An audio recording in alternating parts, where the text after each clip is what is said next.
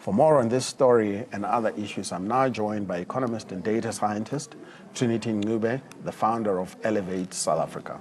Trinity, welcome to the studio and thanks for joining us. Good evening and thanks for having me. You made some comments about what people should be thinking about, how they should manage their lives, how they should manage their finances, their wealth, amidst this bleak economic picture. Just in a nutshell, just tell us what your thoughts are on that.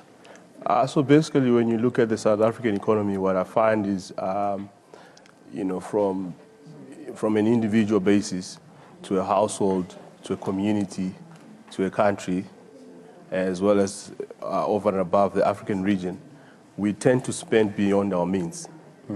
So we conducted a study in the past three months since the incoming VAT that came on the 1st of April. So what we found was things started getting more expensive, obviously, because of the 1% increase, coupled with five fewer increases that came into effect since that up until now. So salaries haven't actually risen, in tandem with those increases. Hence, we urge all middle income earners particularly who still think that their salaries can actually match those increases. We're urging them to spend wisely, spend within your means, because in real terms, if you earn 20,000 rands, in real terms, in what you can actually purchase, in real purchasing power, you actually don't have 20,000 rands in your pocket. So, having said that, you still find, funny enough, people still purchasing cars. Yeah. If you go to the bank, they would actually rather give you a car loan instead of assets that can actually generate wealth. I mean, looking at the housing, or if you want to start a business, the bank would rather give you 300,000 rand for a car instead of your business, which is quite interesting, if you ask me, because a car, the moment you drive it or from the garage or the dealership, it loses about 30% value. Yeah. So, in a way, I mean, the majority of South Africans who are earning decent incomes are falling into this debt trap, and there's a vicious cycle, around that. So, we are urging people to spend, wisely, basically. I mean, I think one of the things that we do know is that in South Africa, with something in the order of 20 million credit active consumers, something like half of them are credit stressed, right? So that's a very pertinent piece of advice that you're offering. But on the other hand, as you stated earlier, people's salaries are not increasing. Some people are losing jobs. So it's almost like, in a sense, for those who can, yes, they can spend better, spend less, prioritize better. Yeah. But a lot of people simply cannot do anything but just spend simply to just stay alive, for instance, on food and transport. I mean, great observations there. So the only thing that you can do as an individual is to create value. The market actually rewards people who bring value to the table. So those that are bringing value to the table are going to be rewarded. Unfortunately, we have a culture of, you don't necessarily have to go to school, you get a tender. Yeah. You get a couple of millions and you're okay. And this is the message that we're telling our youths. And I find that very dangerous. So what we're saying here is increase value. We have done it. We have a lot of people that are increasing value and spread this culture across our country. So what do I mean by increased value? We're saying governments and employers need to be serious about skills development. If somebody is valuable, please pay them.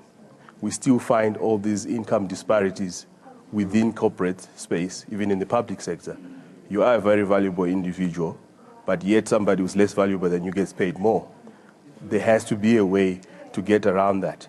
From an individual perspective, you have to increase your skills. You do not necessarily have to go to a university or any formal education. There's so many global institutions, even online, in which you can increase your skills, create more value. In fact, if you look at just earning income, one income, it just doesn't cut it. Ask Warren Buffett, he'll tell you, you need to have multiple sources of income. You're diversifying where you're getting your money from. If you get one salary, you get fired tomorrow. It's over. You can't leave your wealth or your income generation into the hands of your employer. So we're saying, have different sources of income, and that comes from all the skills that you can build, over time. So that's what we're urging, South Africans to do. I want to touch on what you just mentioned about learning, about continuing to learn and develop yourself, because personally I think it's a very critical thing, and even me at my age, I still do it. So one of the things that strike me as very interesting is that we've got a very young population. They're very internet savvy, they're very social media savvy, but I come across very few of them that actually spend any time exploring the opportunities for learning that they could find online. Obviously, it still costs money, but nowhere near as much as going into a tertiary institution like a WITS or a Rhodes or whatever. Yes, good. As I said, I mean, even I do it. So for instance, you can go online and learn about, learn programming or coding or any of those sorts of things that go into the fourth industrial revolution, and even be able to be guaranteed a job by some of the big corporates around the world, like a Google or a Microsoft or an Amazon, without ever leaving your home. Why doesn't it happen more? So we have an interesting discussion about the fees must fall. Yeah, And that's from the supply side of things. So you're saying a lot of people should just go to university, and then we ask you, what kind of education are you getting? What's the quality of this education? We're talking quantity, we're just putting everybody into university. That's not going to solve it. We're looking at the quality of education that you're going to get, and in most cases, it's not going to come from a packaged deal. You go to a UCT, they'll tell you, do this BCom, whatnot. You find accounting boring, you do not like it, you hate it. We're saying you should package it yourself. So there has to be a balance between your formal education and your informal education. Yeah. Package it yourself in such a way that it suits you and exactly what you want to do. Because right now, I mean, we're looking at data science. I enrolled in a course in MIT. My classmates were 16-year-olds.